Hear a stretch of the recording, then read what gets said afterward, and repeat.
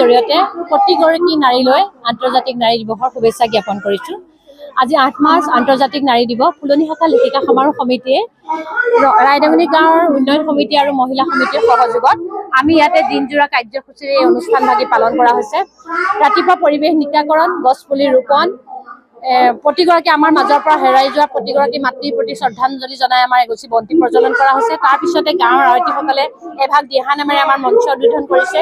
তাৰপিছতে আমাৰ সীমাৰক গীত হিচাপে চিৰচেনেহী মোৰ ভাষাজনেৰে গীতেৰে আমাৰ সভাখন আৰম্ভ হয়।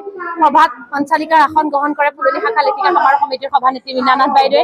সভাখন উদ্বোধন কৰে ৰাইডাংগুনি গাঁও মহিলা সমিতিৰ সভানেত্ৰী ভানুনাথ বাইদেৱে।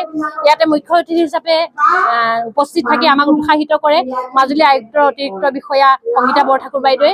আৰু কণ কণ মইনা মইনাহঁতে গীত প্ৰদৰ্শন কৰে আৰু দিহানাম আছে আমাৰ মাজত, বৰগীত পৰিৱেশন হ'ব। ঠিক সেইগতে মাজুলী জিলা লেখিকা সমাৰোহ সমিতিৰ সভানেত্ৰী মণিকা মহন্ত গোস্বামী বাইদেৱে নিৰ্দিষ্ট বক্তাৰ ভাষণ প্ৰদান কৰি আছে। আৰু আমাৰ বিশিষ্ট অতিথিসকল আছে। আমাৰ ফুলনি শাখা লেখিকা সমাৰোহ সমিতিৰ প্ৰতিষ্ঠাপক সভানেত্ৰী ধনদা বাইদেউ আছে আৰু কৰুণা বৰা বাইদেউ আছে। পুণ্য শইকীয়া বাইদেউ সুদূৰ গায়ন গাঁৱৰ ৰতনপুৰ শাখাৰ পৰা আহি আমাৰ অনুষ্ঠানতে আতিথ্য কৰিছে। আৰু আমাৰ অঞ্চলৰ সমূহ নাৰীসকল আহি ইয়াতে উপস্থিত হৈছে আৰু নাৰী দিৱসটি খুব উলহ মালহেৰে উদযাপন কৰা হৈছে।